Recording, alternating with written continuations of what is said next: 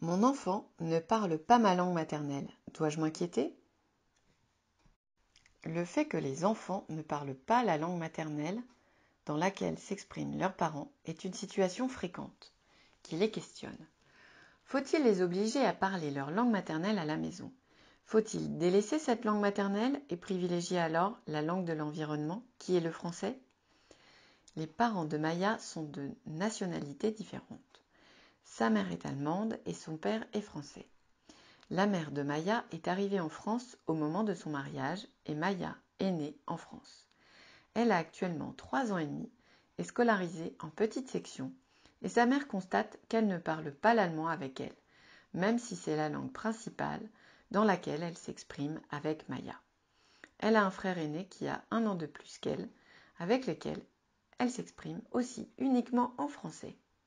Il n'y a pas lieu de s'inquiéter que Maya réponde uniquement en français à sa maman lorsque celle-ci lui parle en allemand, d'autant qu'elle montre sa compréhension de cette langue en répondant de manière adaptée et en étant dans de véritables échanges, sans blocage au mutisme.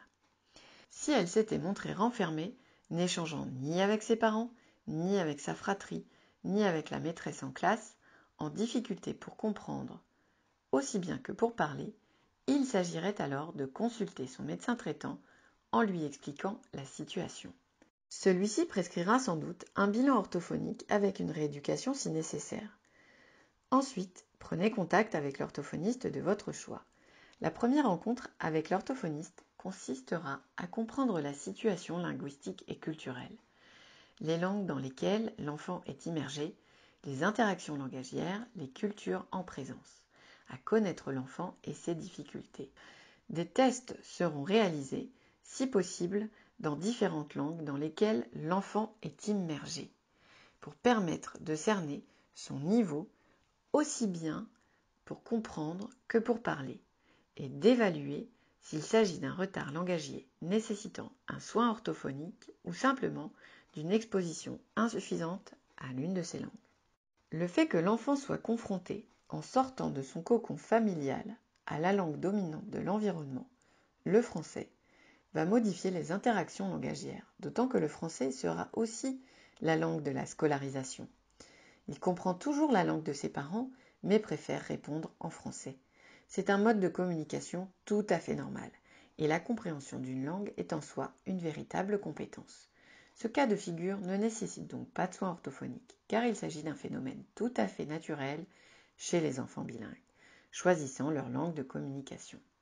Solution.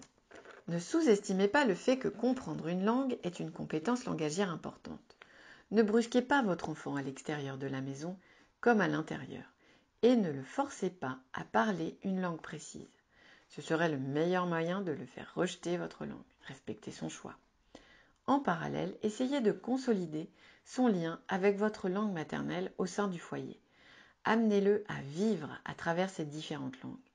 Par exemple, cuisinez avec votre enfant dans votre langue, chantez avec lui, dansez, lisez-lui des contes traditionnels. Il faut réussir à introduire cette langue dans le quotidien de l'enfant, jusqu'à ce qu'elle devienne une partie de lui-même.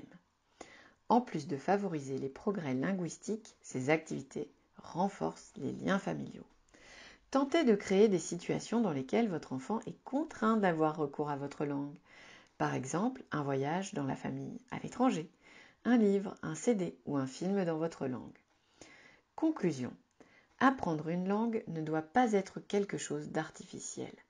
Une langue sert à communiquer.